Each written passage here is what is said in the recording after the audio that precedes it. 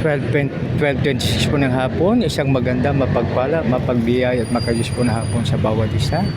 Ang iyong abang lingkod ay dito po ngayon sa San Juan National High School Annex B.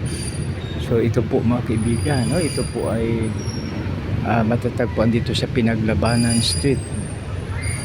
Kaya tinawag po na Pinaglabanan Elementary School yung elementary, tapos dito naman po yung high school.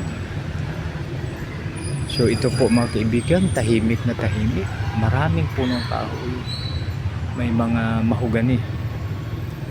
So makikita po ang kuwan natin, San Juan National High School Annex B.